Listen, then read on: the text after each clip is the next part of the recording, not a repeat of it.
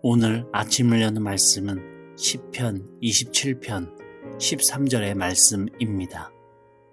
내가 산자들의 땅에서 여호와의 선하심을 보게 될 줄 확실히 믿었노라. 할렐루야. 오늘 말씀을 통해서 주님의 뜻을 깨닫는 지혜와 기도의 응답을 누리는 은총이 우리 모두에게 넘치게 될 줄로 믿습니다. 이 시편 27편은 다윗의 생애 중에 가장 처절하고 가장 고독했던 순간을 배경으로 지어진 시라고 연구합니다. 학자들은 이 27편의 배경을 두 가지 시점으로 추정하는데요. 첫 번째는 사울 왕에게 쫓기던 시절에 지었었다라고 하는 연구와 두 번째는 아들 압살롬의 반란 때 지었었던 시다라고 하는 연구입니다. 이 시의 배경이 어느 때이든 한 가지 공통점은 명확합니다. 다윗이 모든 것을 잃고 철저하게 홀로 남겨진 상황에서 이 시를 지었다고 하는 것이죠. 여전히 적들의 위협 속에 있었고 배신의 상처가 아물지 않은 상태에서 이 시를 썼다는 것입니다. 그런 상황에 쓰여진 시라고 할 때 오히려 이 시편 27편에서 우리는 다윗의 그 믿음의 힘을 느낄 수 있어요. 절망적인 현실의 한복판에서 눈에 보이는 모든 것을 초월하여서 하나님 한 분만을 붙드는 그 굳건한 믿음의 선포를 하고 있기 때문이죠. 다윗은 과거의 은혜를 회상하고 있었던 것이 아니라 지금 바로 이 순간에도 변치 않고 함께 하시는 그 하나님의 신실하심, 그것을 자기 온몸으로 느끼고 하나님을 붙들고 있었던 거예요. 1절을 보겠습니다. 여호와는 나의 빛이요 나의 구원이시니 내가 누구를 두려워하리요. 여호와는 내 생명의 능력이시니 내가 누구를 무서워하리요. 다윗은 자신의 눈앞에 놓여있는 그 위협인 적군, 악인들을 언급하지 않아요. 대신에 하나님을 내 빛과 내 구원으로 선포하며 미래를 향해 나아가기 시작합니다. 이건 자기 어떤 최면이나 현실 도피가 아니라 상황을 보기 전에 먼저 하나님을 바라보는 신앙을 보여주고 있는 겁니다.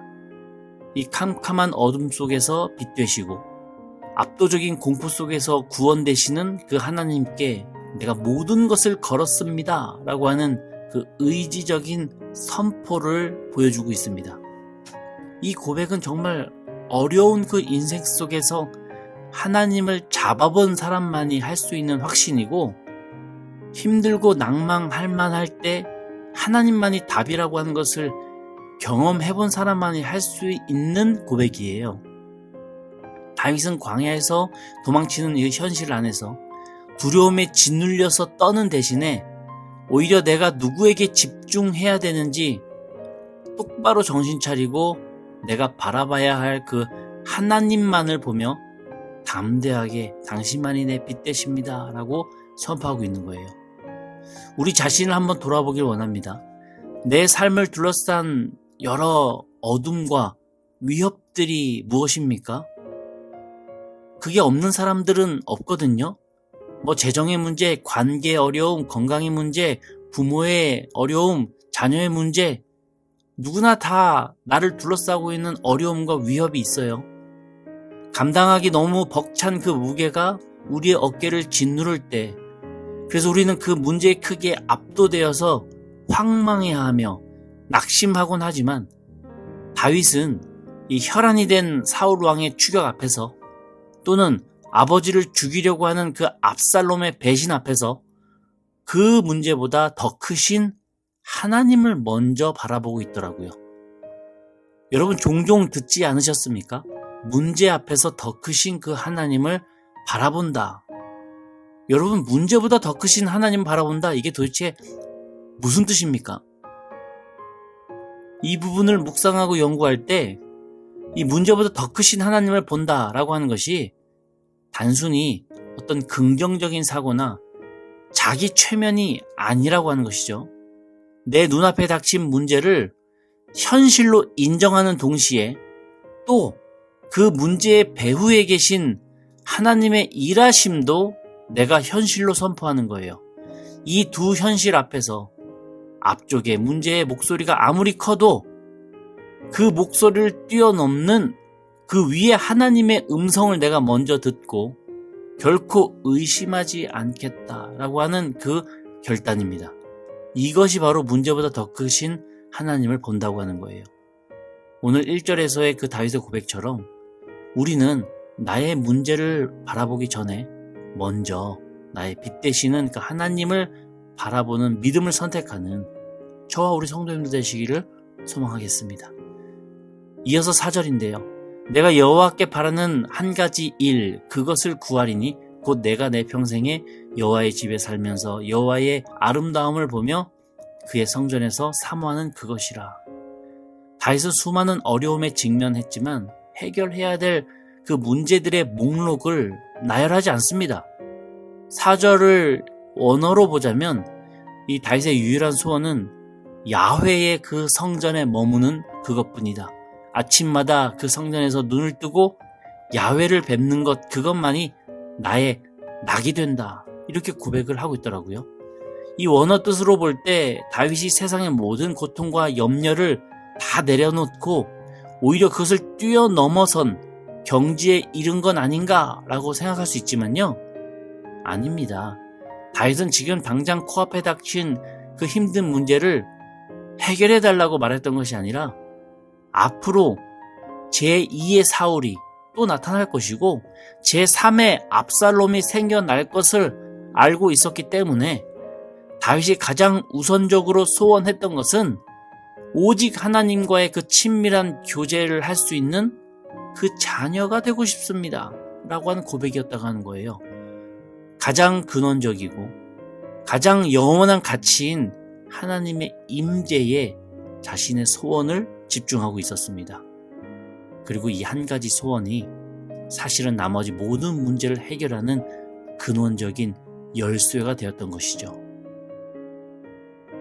내 자신을 한번 돌아보길 원합니다. 나는 삶에 산적해 있는 여러 가지 문제 앞에서 거기 문제에 휩쓸려 제풀에 지쳐 쓰러지지 않습니까? 제가 그렇게 문제 앞에서 골몰하고 거기에 집중하고 그 문제로 인해서 쓰러지더라고요. 그런데 오늘 다윗은 문제의 그 위협 속에서 내가 정말 갈망하는 단 한 가지가 무엇이었는지 고백하는 걸 볼 때 제 믿음이 얼마나 연약했는지 반성하게 됩니다. 다윗은 문제 속에서 우리가 하나님과의 친밀한 동행자가 될 때 우리는 흔들리지 않고 마르지 않는 그 생명수를 소유하는 주의 자녀가 될 것이다 라고 고백하고 있는 거예요. 하나님이 가장 좋은 것으로 주십니다. 하나님이 인도해 주십니다. 이러한 믿음으로 하나님과의 친밀한 동행을 이어가고 있었다는 것이죠. 우리 역시도 문제 앞에서 그 문제를 뛰어넘으시고 그 문제보다 더 위에 계신 하나님을 먼저 바라볼 수 있는 저와 우리 성도님 되시기를 간절히 소망합니다. 마지막으로 13절을 보길 원하는데요. 내가 산자들의 땅에서 여호와의 선하심을 보게 될 줄 확실히 믿었도다. 이 고백이 시편 전체에서 가장 강력한 믿음의 선포라고 연구하는 학자들이 많아요. 다윗은 아직 승리하지 않았습니다. 고난의 한복판에 있었지만 미래에 경험할 그 하나님의 선하심을 이미 본 것처럼 확신해요. 이것은 단순한 희망사항을 말하는 것을 넘어서서 이미 이루어 주실 것을 의심하지 않는 믿음으로 선포하는 태도거든요. 13절에서 다윗은 이 죽을 수밖에 없는 그 불가능한 상황 속에서 내가 하나님의 그 선하심을 확실히 보게 될 것이다. 이런 1%의 의심도 없는 믿음을 선포하더라고요. 여러분, 그런데 예수님께서도 비슷한 말씀 하지 않으셨습니까? 마가복음 11장 24절에 무엇이든지 기도하고 구하는 것은 받은 줄로 믿으라. 그리하면 너희에게 그대로 되리라. 받지 못한 것을 이미 받았다고 확신하던 믿음. 이건 무슨 환각이나 망상이 아닙니다. 억지로 자기 최면 거는 것도 아닙니다. 예수님께서 하셨던 말씀인 너의 믿음대로 될지어다.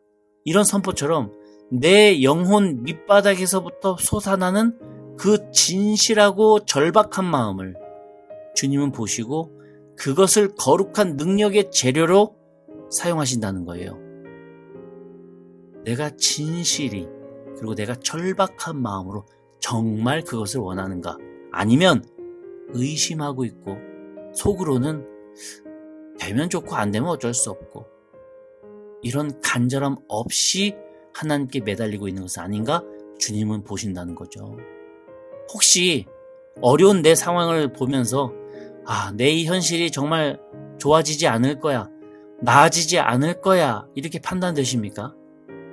예, 우리 인간은요 희망을 품기보다 절망하는 게 더 빠르고 긍정보다는 부정이 더 쉬운 게 사실이에요. 그런데 13절의 고백을 보면 다윗은 이 죽지 않고 자신이 살아 생전에 하나님의 선한 은혜를 입게 될 것이다 라고 믿음으로 선포하고 있거든요. 우리가 아직 보지 못한 것을 의심 없이 고백하고 경험하지 못한 역사를 우리가 믿음으로 선포할 때 하나님께서는요 그 진실하고 절박한 우리 중심에서 나오는 그 고백대로 일하시기 시작하더라고요. 우리가 믿음으로 고백하며 하나님을 기다리는 것은 아무것도 하지 않는 게 아닙니다.